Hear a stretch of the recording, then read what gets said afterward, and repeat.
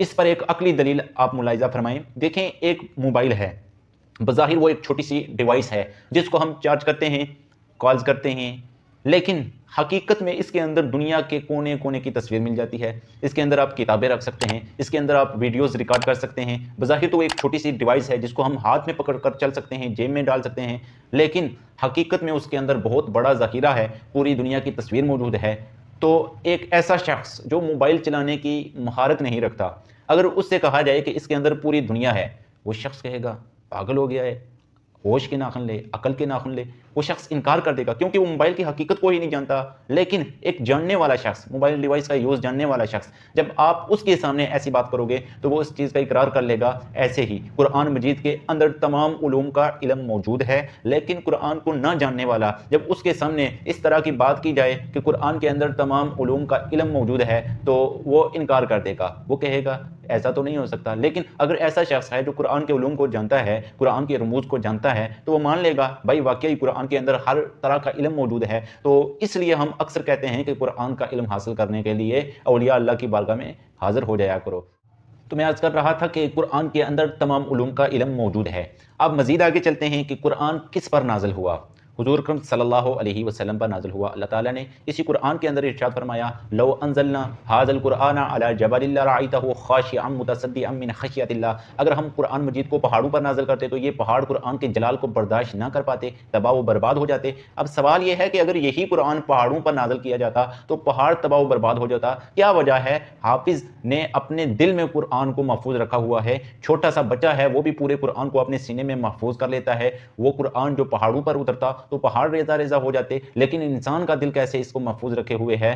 اور جب انسان قرآن کی تلاوت کرتا ہے تو اسے سکون ملتا ہے، دل پر سکینہ نازل ہوتا ہے۔ تو اس کو بھی ایک مثال کے ذریعے آپ کو سمجھاتے ہیں۔ دیکھیں سورج کی روشنی، اگر ہم سورج کی روشنی کو دن میں سورج کی طرف نگاہ کر کے دیکھیں تو ہماری نگاہیں سورج کی روشنی میں نہیں جم سکتی، فوراً ہی ہم اپنی نظروں کو سورج کی روشنی سے ہٹا لیں گے۔ لیکن اگر وہی روشنی چاند پر پڑے اور ہم چاند کو رات کے وقت دیکھیں تو ہماری آنکھوں کو ٹھنڈک پہنچتی ہے، اس لیے کہ ہم سورج کو منیر کہتے ہیں اور چاند کو مستنیر کہتے ہیں، اور سورج کی روشنی کو ضیاء کہتے ہیں، چاند کی روشنی کو نور کہتے ہیں۔ سورج کی روشنی میں جلال ہے جبکہ چاند کی روشنی میں جمال ہے۔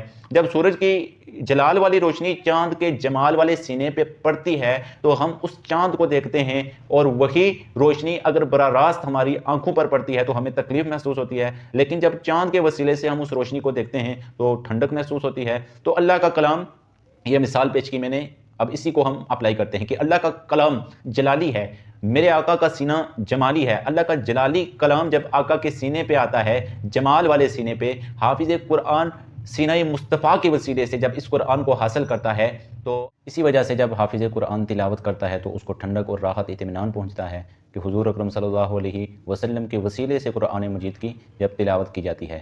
تو جو لوگ حضور اکرم صلی اللہ علیہ وسلم کے علوم پر اعتراض کرتے ہیں ان کو عقل کے ناخن لینے چاہیے کہ میں سوال کرتا ہوں اگر تم دن کی روشنی میں سورج کی کرنوں کو، سورج کی روشنی کتاب نہیں لا سکتے، نہیں دیکھ سکتے بغیر چاند کے وسیلے کے، تو تم قرآن کے علوم کو بغیر علم مصطفیٰ، بغیر حضور اکرم صلی اللہ علیہ وسلم کے وسیلے سے کیسے سمجھ سکتے ہو؟ اللہ تبارک و تعالیٰ سمجھنے کی توفیق عطا فرمائے۔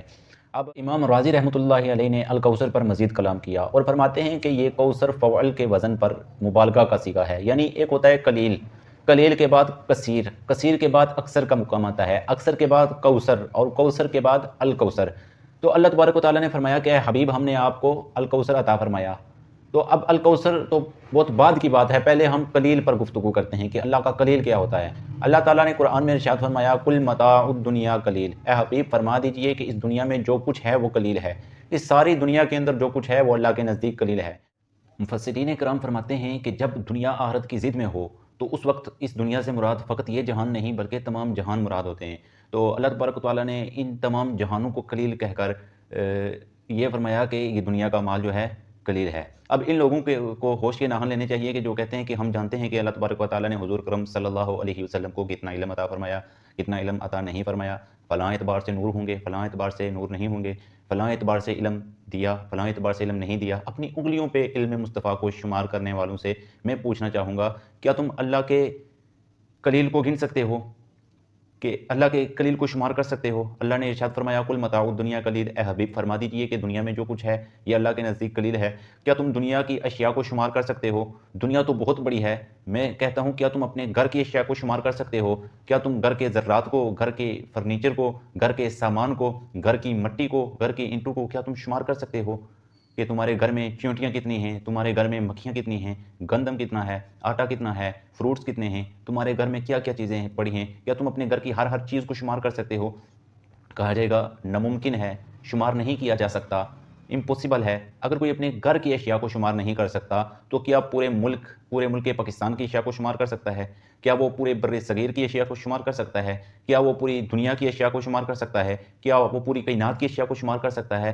ہرگز نہیں، یہ ناممکن ہے، کبھی بھی وہ شمار نہیں کر سکے گا، امپوسیبل ہے۔ ہم مزید غور و فکر کرتے ہیں کہ یہ تو ظاہری چیزیں ہیں، ان کو شمار کرنا ناممکن ہے، لیکن جنہیں اپنے عقل پر ناز ہے، جنہیں اپنی عقل کے ترازو پر ناز ہے اور اپنے عقل کے ترازو پر وہ آقا علیہ الصلوۃ والسلام کے علم کو جاننے کی کوشش کرتے ہیں، ان سے ہم یہ کہتے ہیں کہ تم اپنے دماغ پر ہی غور کرنے کی کوشش کرو۔ فقط انسان کے دماغ میں 100 نہیں، 1000 نہیں، 1,00,000 نہیں، 1 کروڑ نہیں، بلکہ 1 کھرب اعصابی حلیے ہیں فقط انسان کے دماغ میں۔ جو کہتا ہے کہ میں شمار کر سکتا ہوں حضور اکرم صلی اللہ علیہ وسلم کے الکوثر کو، 1 کھرب اعصابی حلیے فقط انسان کے دماغ میں ہیں۔ انسان کے جسم میں کتنے حلیے ہوں گے؟ انسان کے جسم کے حلیوں کو، انسان کے جسم کے سیلز کو کیا کوئی شمار کر سکتا ہے؟ یہ امپوسیبل ہے۔ یہ پھر مادے پر غور کیا جائے، مادے کو سمجھنے کی کوشش کی جائے، یہ مادہ کیا ہے؟ مادے کو دیکھا جائے تو اس مادے کی واحد اکائی، پہلی اکائی جسے ایٹم کہتے ہیں، یہ ایٹم کیا ہے؟ ایسے چھوٹے چھوٹے ذرات ہیں کہ ایک ایٹم کا حجم 1 ملی میٹر کا 10 لاکھواں حصہ ہے۔ یہ ایسے چھوٹے چھوٹے ذرات ہیں جن کو انسان بڑی سے بڑی مائکروسکوپ کے ذریعے بھی نہیں دیکھ سکتا۔ اور یہ ایٹم کتنے ہیں؟ اور پھر اس ایٹم پر غور کریں، اس میں نیوکلس ہے، نیوکلس کے ماورا میں گردش کرنے والے الیکٹرونز ہیں، نیوکلس کے اندر پھر پروٹونز ہیں، پھر نیوٹرونز ہیں۔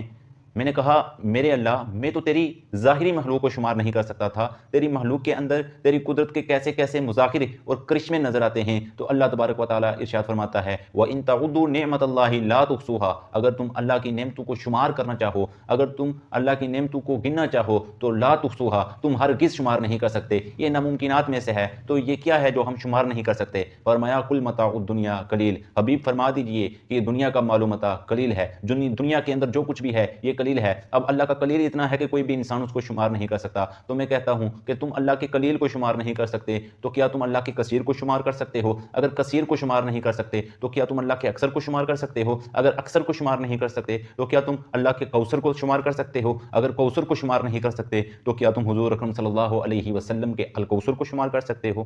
یہ باتیں تھیں جو سننے میں آ رہی تھی کہ حضور اکرم صلی اللہ علیہ وسلم کو موجودہ دور کی سائنس کا علم نہیں تھا، یا قرآن مجید جو ہے اس کے اندر تمام علوم کا علم موجود نہیں ہے۔ تو میں نے قرآن کی آیت کے تحت آپ کے سامنے اس کی وضاحت کر دی ہے۔ اللہ تبارک و تعالیٰ سے دعا ہے کہ اللہ تعالیٰ سمجھنے کی توفیق عطا فرمائے، اور ہماری نوجوان نسل جو آج کل اسلامک اسکالرز جو یوٹیوبر بنے پھرتے ہیں اور بند کوٹری میں بیٹھ کر قرآن و حدیث کی غلط تشریح بنا کر اپنی طرف سے لوگوں کو گمراہ کرتے ہیں اور خود بھی گمراہ ہوتے ہیں، اللہ تبارک و تعالیٰ ہمیں ایسے لوگوں سے محفوظ فرمائے اور ہمیں علماء حق اور اولیاء کرام کی صحبت میں بیٹھنے کی توفیق عطا فرمائے اور دین کی سربلندی کے لیے کام کرنے کی توفیق عطا فرمائے۔